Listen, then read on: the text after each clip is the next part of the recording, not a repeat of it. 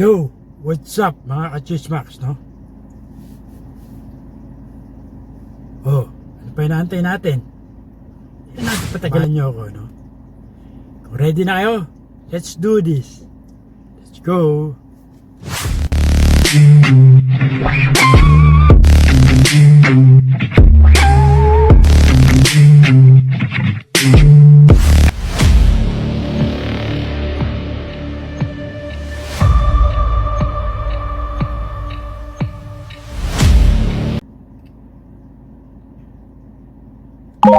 Jack Roberto and Miss Barbie Forteza officially nag-announce ng kanilang breakup sa publiko. Ano nga ba ang tunay na rason ng kanilang hiwalayan?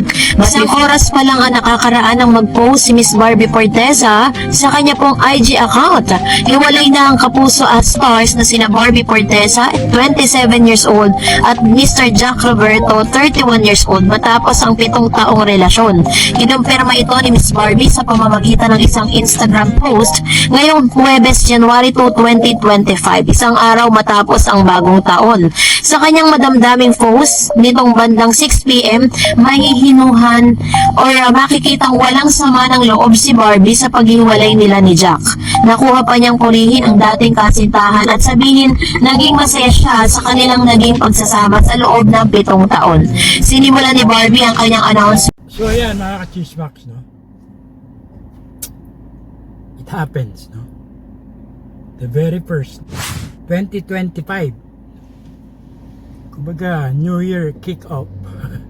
Chismax, hiwalayan blues ni Barbie Forteza at ni Jack Roberto, no? Medyo masakit syempre on both sides, syempre ganun talaga, no?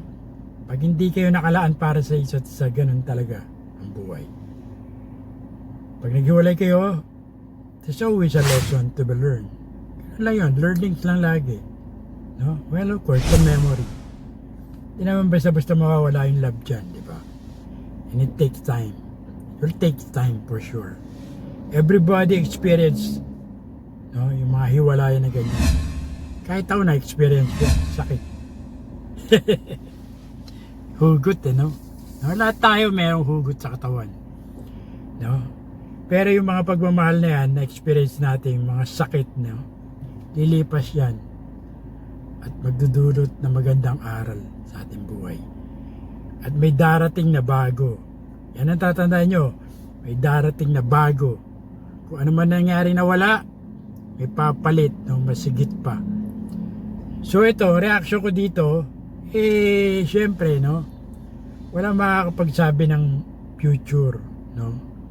Tanging dalawang puso lang nakakaalam yan.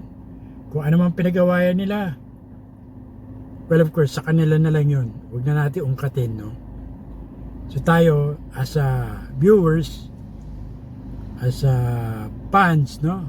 Movie fans ng mga artista, tanggapin natin yung mga desisyon nila sa buhay. Yun lang, no? At huwag na makipag-usisa at makisawsaw pa, no? Sinishare ko lang, no? Hanggang sa muli, ito na lang. Hanggang dito na lang, no? Ito lang ang reaction ko, no? Negative or positive, still positive yan, no? May mga positive na darating, panibagong chapter sa ating buhay, at especially sa kanilang dalawa. So good luck sa inyo, no? Jack Roberto at Barbie Forteza, no? We wish you all the best, and may God bless you, no? With new partners in life, new relationship, or kung ano man, blessing sa trabaho, no? Pagpapala sa mga negosyo, no? Sa mga endeavors nyo, no? So sa mga side hustle nyo, no? So yun lang. So ito, lesson to para sa ating lahat, no? Let's move on. Kumbaga, hanap tayo ng panibagong adventure, chapter ng ating buhay. So Happy New Year mga ka-Chismax. So hanggang dito na lang. Muli po, ito po Cesar Castillo Jr. nagsabing, tirahin po na yan. Pakatirahin pa na iba. Until next time, Chismax with the Pax. Peace out.